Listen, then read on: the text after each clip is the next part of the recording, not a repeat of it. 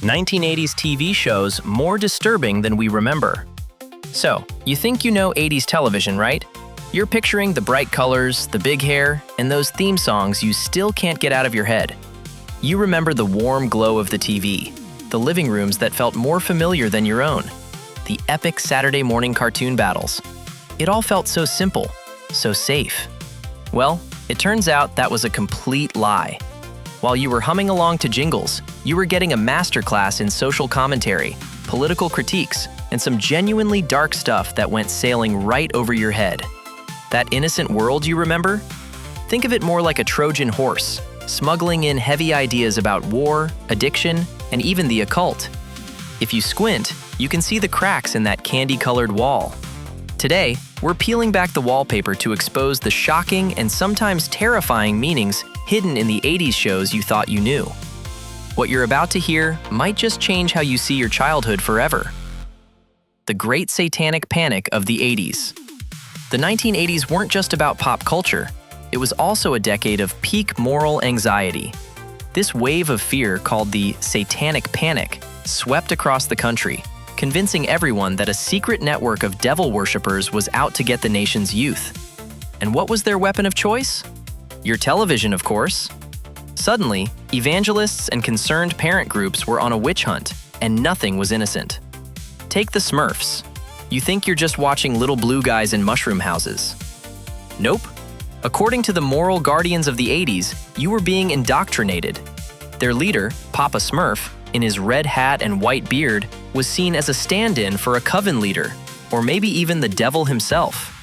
Smurfette, the only girl, was created by the evil wizard Gargamel to cause trouble, which some saw as a nod to Eve and temptation. It sounds completely insane now, but at the time, people took this stuff seriously. It didn't stop at cartoons. The panic came for sitcoms too. One of the wildest rumors was about the 1960s show Mr. Ed, which was in reruns. The theory was that if you played the wholesome theme song backwards, you'd hear the phrase, "Someone sung this song for Satan," or "The source is Satan." The show's producer called the idea absolutely ridiculous. But it didn't matter. The legend of the satanic talking horse became a cornerstone of the panic. This paranoia went mainstream. Thundercats was accused of promoting paganism with its mystical artifacts. Anything related to E.T. the extraterrestrial was seen as a sneaky resurrection story meant to confuse Christian kids.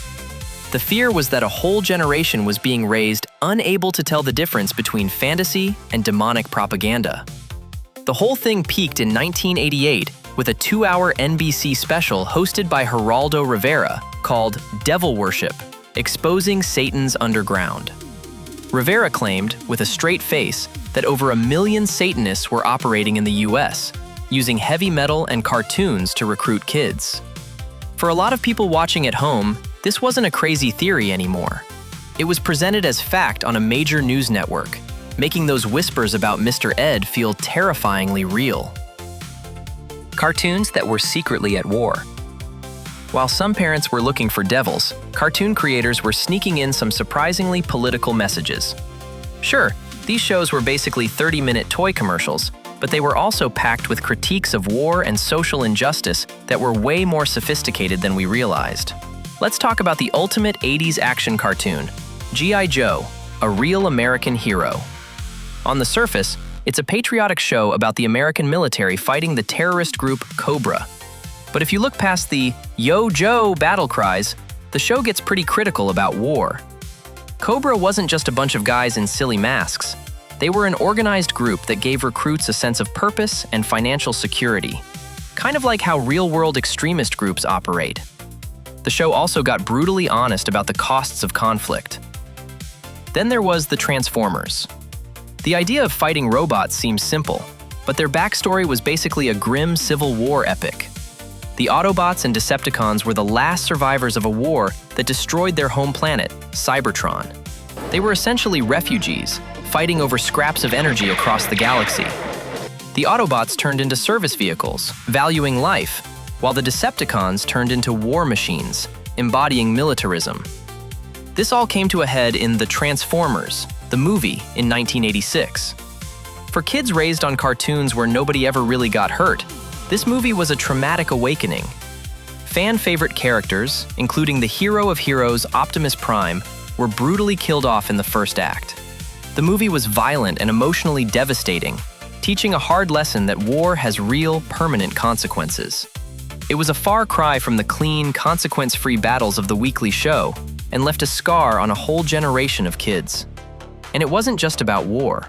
Shows like Brave Star put a Native American marshal at the center of the story, giving him powers like eyes of the hawk, ears of the wolf.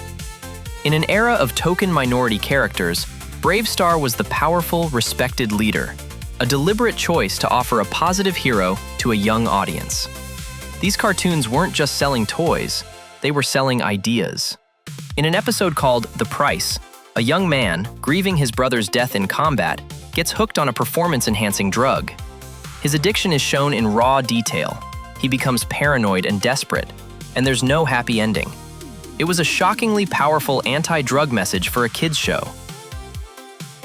The very special episode, When Laughter Took a Back Seat. The 1980s was the undisputed golden age of the very special episode. This was the moment when your favorite sitcom would hit the brakes, kill the laugh track, and get uncomfortably real. These episodes were jarring and unforgettable, and for a lot of us, they were our first introduction to the dark side of adult life. One of the most stunning examples came from Mr. Belvedere. In a 1988 episode called The Counselor, young Wesley goes to camp and is befriended by a counselor who starts to touch him inappropriately. The episode showed the grooming process with chilling clarity, culminating in Wesley telling his parents. But then, instead of the usual journal entry, the actors for Wesley and Mr. Belvedere appeared on screen to deliver a PSA about what to do if you're in a similar situation. For a family sitcom to tackle that subject so directly was groundbreaking. Addiction was another hot topic. Cagney and Lacey had a two-part episode revealing that Detective Cagney was an alcoholic, tracing the problem back to her father and showing it as a generational disease. Even MASH, in its historic 1983 finale, Goodbye, Farewell, and Amen, delivered a moment of pure trauma. The wisecracking surgeon Hawkeye Pierce is in a psychiatric ward, haunted by a memory he's suppressed. He finally recalls being on a bus with refugees when a mother, desperate to keep quiet to evade an enemy patrol, smothers her own crying baby. Hawkeye's breakdown was a devastating look at PTSD, showing how war can shatter anyone. This format was everywhere. Punky Brewster dealt with the Challenger disaster and the danger of hiding in old refrigerators. Alf, the show about a cat-eating alien, explored survivor's guilt, since Alf's home planet had exploded. The Golden Girls, between witty one-liners, tackled the AIDS crisis, and in one bizarre moment, had Dorothy tell a story about being date-raped, complete with a laugh track. These episodes were often heavy-handed, but they brought tough subjects into living rooms and started important conversations. The 80s were clearly a lot more complicated than we give them credit for, and we've only scratched the surface. So many shows from that era are filled with hidden details and wild themes. Which show from your childhood looks totally different to you now?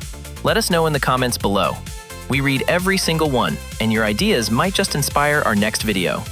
And if you want to keep uncovering the truth behind your favorite pop culture, make sure you subscribe and hit that notification bell. Primetime chaos and the birth of unscripted darkness. Sometimes, the darkness on 80s TV wasn't hidden at all. Sometimes, it was the main event, broadcast in spectacular fashion right in primetime. While sitcoms were teaching lessons, soap operas and talk shows were creating a new kind of chaos. The undisputed champion of primetime shock was the 1985 season finale of Dynasty, famously known as the Moldavian Massacre. The whole season built up to a royal wedding. Viewers expected glamour and maybe a catfight. What they got was a bloodbath. Terrorists stormed the chapel and opened fire on the entire cast.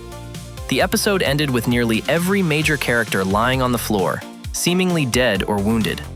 The cliffhanger was a direct reflection of real-world anxieties about terrorism, but the execution was pure shock value. The next season's premiere, which revealed who survived, only 2 minor characters died, became the highest-rated episode in the show's history. While Dynasty was scripting its violence, a new kind of show was discovering the power of unscripted mayhem, the daytime talk show. and nobody was better at it than Geraldo Rivera. In 1988, an episode called Teen Hate Mongers brought together white supremacists and civil rights activists.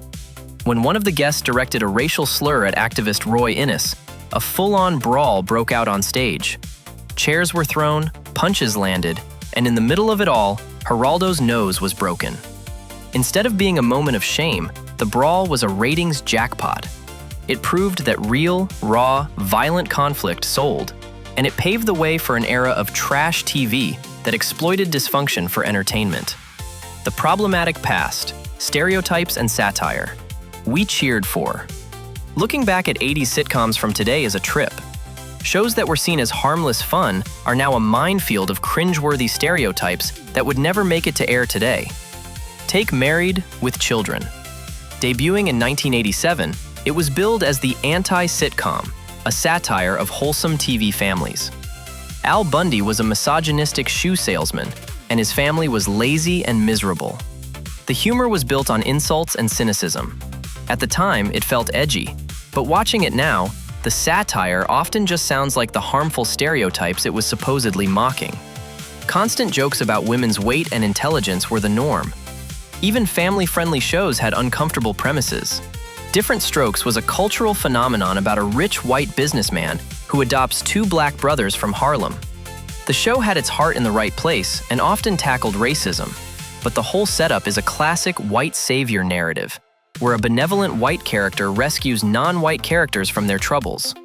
Then there were the shows that used LGBTQ+ identity as a punchline. Three's Company ran its entire 8-season premise on a lie. Jack Tripper pretends to be gay, so his homophobic landlord will let him live with two women. Homosexuality wasn't an identity, it was a comedic disguise. Similarly, Bosom Buddies had Tom Hanks and Peter Scolari cross-dressing as women to live in an affordable women-only apartment. The humor came from the idea of men in dresses. Both shows, seen as innocent fun then, trivialize real identities for a cheap laugh. They're a powerful reminder of how much our standards have changed. Rule-breaking heroes and moral decay. While sitcoms were having very special episodes, action shows were celebrating a different kind of moral ambiguity. This was the era of the renegade hero, the guy who worked outside the law because the system was broken. The A-Team was about former soldiers on the run, helping people as soldiers of fortune. But their methods were basically domestic terrorism. Every episode involved huge explosions, property destruction, and firefights. They were heroes, but they were also vigilantes who put themselves above the law. Airwolf took this even further. The show was about a pilot, Stringfellow Hawk, who flies a stolen, top-secret military helicopter. He agrees to use it for government missions, but on his own terms, essentially holding the world's most advanced weapon hostage. In one story, after his love interest is killed, he flies the helicopter to Libya and single-handedly destroys an entire base. It's framed as righteous revenge, but it's also an unsanctioned act of war. And then there was Miami Vice, the show that defined 80s style. But under the pastel suits and pop music was a world of moral decay. Detectives Crockett and Tubbs regularly bent the rules, blurring the line between cops and criminals. The show presented a cynical view where the only way to beat a corrupt system was to become corrupt yourself. These shows reflected a disillusionment with institutions, but they also sold a dangerous fantasy, that individual, violent action is better than the slow work of the justice system. It was a weekly dose of vigilante justice we all cheered for without thinking about what it really meant. The television of the 1980s was a mirror, reflecting a decade of wild contradictions. It was an era of bubbly optimism and deep anxiety, of family fun and dark human drama. As kids, we just saw the surface, the heroes, the jokes, the happy endings. We missed the political commentary, the stark warnings about real-world problems, and the uncomfortable stereotypes played for laughs. Revisiting these shows now is like finding a secret level in a game you played as a kid. The simple childhood we remember was actually more complex, more challenging, and way darker than we ever realized. The messages were there all along, hiding in plain sight, waiting for us to grow up and finally see them. The 80s weren't just a decade of television, they were a decade of hidden lessons, and the final exam is happening right now, every time we press play. If you enjoyed this video, be sure to like and subscribe for more trips down memory lane.